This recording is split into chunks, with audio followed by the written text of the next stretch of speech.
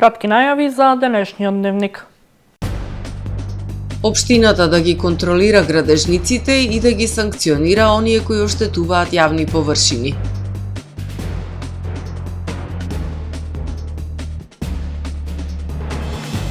Расте бројот на пациенти со ретки болести. Во нашиот регион има регистрирано 110 ретки дијагнози.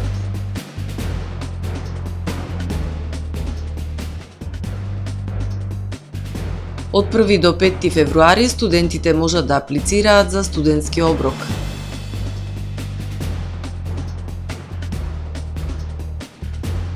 Во акција на Европол уапсени над 400 осомничени во операција против трговија со фалсификувани лекови и недозволени супстанци. Со содржините во дневникот започнуваме по временската прогноза. Останете со нас.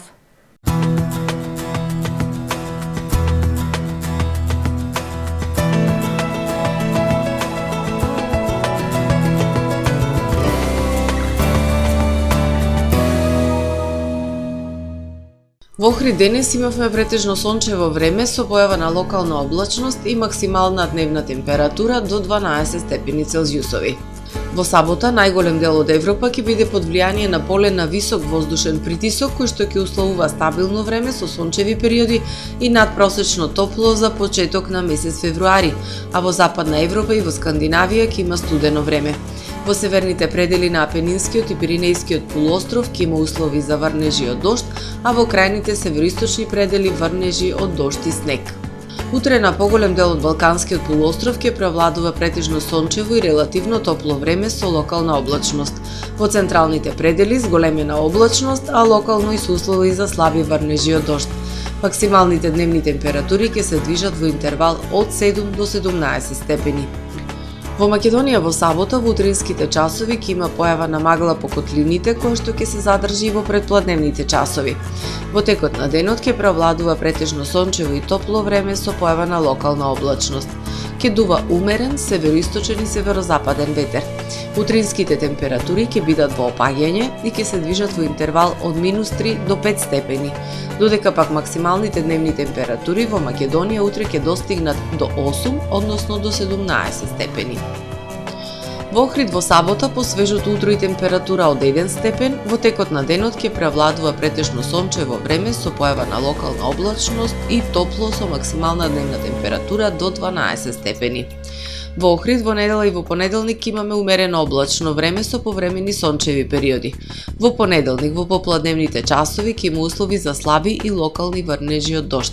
Утринската температура од 0, односно 2 степени, додека пак максималната дневна ќе достигне до 9 степени. Во вторник студено утро, а во текот на денот ќе превладува претежно сончево време со појава на локална облачност. Утринската температура од -3 степени, додека пак дневната ќе достигне до 6 степени Целзиусови.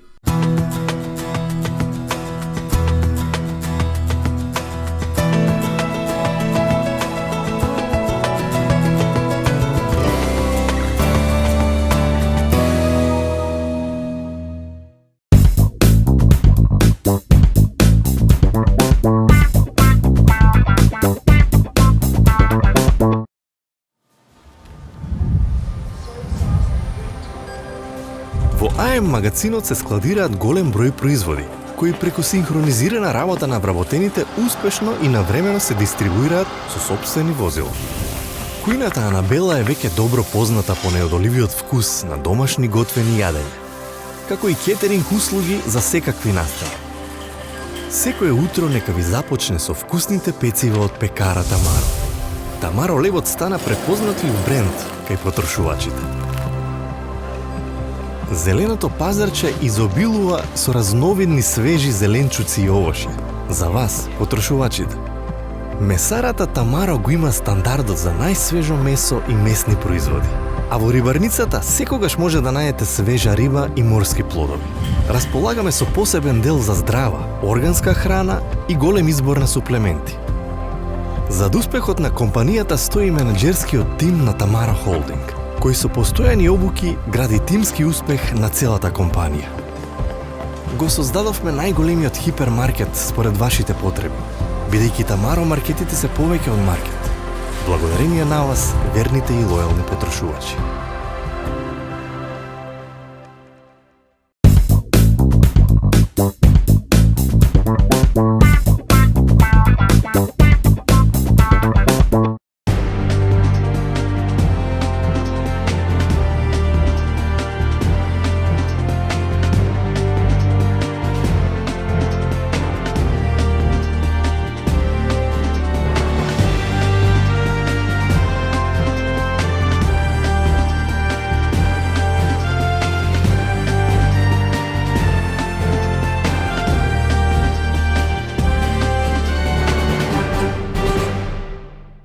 Добар ден. Прво издание на Дневникот на ТВМ.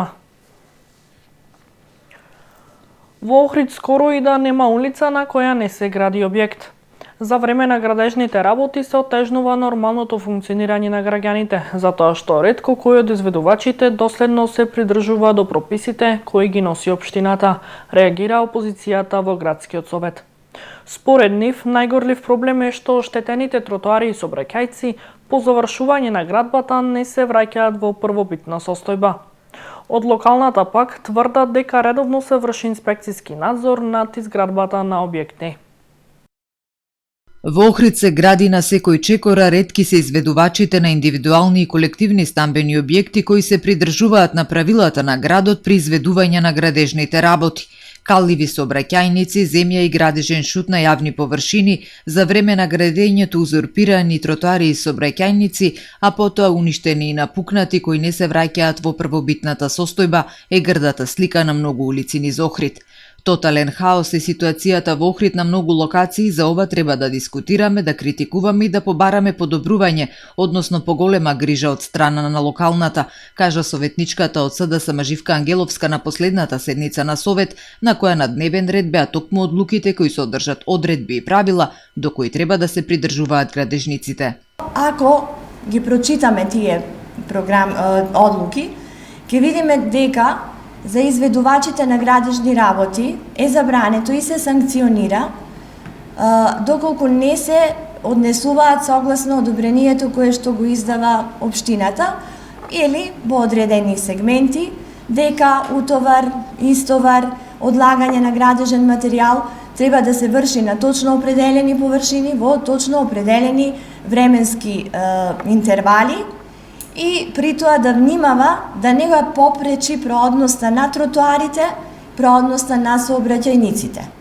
Одлуката се вели дека забрането е разфрлање на земја и други материјали, дека сето тоа треба да го прават на површините каде што градат, а не на тротоарите и на улиците. Така стои на хартија, меѓутоа во реалноста работите се сосема поинакви, посочи советничката, до која стигнале реакции од граѓани. Покрај тоа што се отежнува секојдневното функционирање на граѓаните со попречување на сообраќајот и непроодност на тротоарите додека траат градежните зафати, поголем проблем е она што останува понивното завршување, реагираше Ангеловска. Тротоарите на многу локации ги нема, пропаднати се, а она што е најгорливо прашање е ретко кога се враќа ситуацијата во првобитна состојба, што повторно е обврскана изведувачите, меѓутоа и на локалната самоуправа да го контролира сето тоа. Се поставува прашањето што е важно за локалната власт, рече Ангеловска, дали само да ги даде одобренијата за градење и да ги наплати комуналиите, или има намера и волја овие одлуки да ги спроведува на дело, да ја следи ситуацијата по улиците низ градот и да презема санкции против несовесните инвеститори. Се согласувам со советничката дека од страна на одредени инвеститори и изведувачи на згради има отстапување од одлуките, односно непочитување, кажа секретарот на општината Александар Китески, но додаде дека локалната власт, односно општината, ги почитувала одлуките кои што ги носи советот и дека самостојните овластени градежни инспектори вршеле надзор над изградбата на објекти. Ние како локална власт, како одделение за инспекцијски надзор вршиме контрола, изречени се и мерки, онаму каде што конкретно за калливи улици и така натаму, а секаде каде што има оштетувања додека се гради, дали било тоа тротоар или ќе кажам пукање на коло, секаде се составени записници и самите изведувачи се согласни нормално по завршување на работата да се врати во првобитна состојба без оглед дали станува збор за тротоар, коловоз или слично. Секретарот додаде дека и тој лично реагирал за калливи улици, оштетени тротоари и спукан коловоз и од страна на градежните инспектори бил извршен надзор, изготвени биле записници и бил даден рок на изведувачите таквите оштетувања да ги санираат и просторот да се врати во првобитната состојба. Расте бројот на пациенти со ретки болести. 80% од нив се деца. За поголемиот дел нема лек, а за оние кои има, терапија чекаат премногу долго да влезат во програма. Редовно доцни и набавката на лекови за ретките болести. Се зголемува бројот на пациенти со ретки болести. Во Охридско-Струшкиот регион откриени над 110 ретки диагнози. Нови 130 лица годинава се впишани во регистарот на ретки болести. На стартот на националната кампања, повторно, еден од најголемите предизвици е набавката на лекови за ретките болести, која редовно доцни. Тендерот се уште не е објавен. Вчера ги добив информациите од Министерство за здравство дека се очекува да се објави од понеделник во службен весник на Македонија. Она што е, да кажам, позитивна вест, дека буџетот годинава е доста зголемен и само ќе ми дозволите, изнесува 1.260 билиони денари. Исто така добив информација официјална од Министерство за здравство дека запишани се во регистарот за ретки болести оваа година вкупно 957 лица, а лани биле 832 лица. Значи бројот секоја година се зголемува. Од регистрација до дека се набави лекот поминува многу време. Тоа е затоа што буџетот е планиран за децата година уназад, да кажам, и сите нови деца го чекаат буџетот следната година.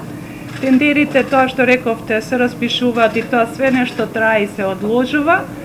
И што е парадоксално, некои ефтини лекови што нема фирма која што би ги донела заради тие бирократски процедури на документи, на оригинални сертификати од произведувач или не знам што. И за многу лекови, еве пример, за моето дете веќе 4 месеци сама си го купувам лекот од странства. Не го носат Министерството лекот. Сум се обратила 2 пати со писмо за одговор и никој ништо не превзема. Нема понудувач и готово. До тука е. Никој не се труди да најде решение. За пациентите со ретки болести, од кои 80% се деца, најчесто нема лек, а за оние за кои има терапија, чекаат премногу долго да влезат во програма. Постапката е доста административна, има многу протоколи и 2 комисии кои мора да ги помине, значи пациентот во суштина не самата постапка е комплицирана, најверојатно тендерската процедура е покомплицирана. Најчесто ретките болести ги диагностицираме кај деца на помала возраст, повеќе од 80% од ретките болести се диагностицираат кај децата и нажалост околу 30% од тие деца не го доживуваат својот 5-ти роден ден. Во нашиот, за жал, нефункционален здравствен систем и луѓето со чести болести поминуваат низ голгота по амбулантите и по ходниците, дали е шекерна болест или висок притисок, и што не се сомневаме што е диагнозата или лесно доаѓаме до неа. А замислете со ретка болест, некој кој што постојано и повторно доаѓа, ние ни болеста не можеме да ја препознаеме, така што ова што го кажува Гордана, дека се зголемува бројот на пациенти, тоа е всушност затоа што свесноста е веројатно и во здравствениот систем веќе на повисоко ниво и сме доста побрзи во диагнозата. Над 70 лекари од здравствените установи од земјава изминативе 10 години обработија 330 ретки диагнози на македонски и албански јазик, кои што се поставени на македонската Википедија. Предавање за ендокринологијата и дилемите и проблемите кои постојат кај општата популација, децата и младите, поврзани со вишок од килограми, дисбаланс на метаболизмот, нивото на шеќер во крвта, тегоби со штитната жлезда. За сите овие теми нашите граѓани ќе можат да се информираат и едуцираат од страна на доктор Џулијана Михајловска, специјалист по ендокринологија од тимот на Жан Митрев клиника Скопје, на настанот што ќе се реализира утре, сабота, 1 февруари во просториите на Црвен крст Охрид со почеток во 11 часот. Присутните ќе имаат можност и за закажување на индивидуална средба и бесплатна консултација за евентуални симптоми, тегови и здравствени проблеми поврзани со темите, со доктор Михајловска. Истиот ден, во просториите на канцеларијата на референтниот центар на Жан Митрев клиника, која се наоѓа на улица 7 ноември во Охрид, информираат од Црвен крст. Министерството за образование и наука ги информира студентите дека рокот за аплицирање за правото на субвенциониран студентски оброк за академската 2024-2025 година трае од 1 до 5 февруари 2025 година. Студентите кои ги исполнуваат критериумите, но досега не аплицирале, можат да поднесат електронска апликација преку порталот euslugi.mon.gov.mk. Дополнително, студентите на кои им било прекинато правото за субвенциониран оброк и сметаат дека повторно ги исполнуваат условите, како и оние кои не аплицирале во претходните рокови, можат да поднесат нова апликација во истиот период. Ова е се во првиот дневник. Ви благодарам за довербата. Пријатно.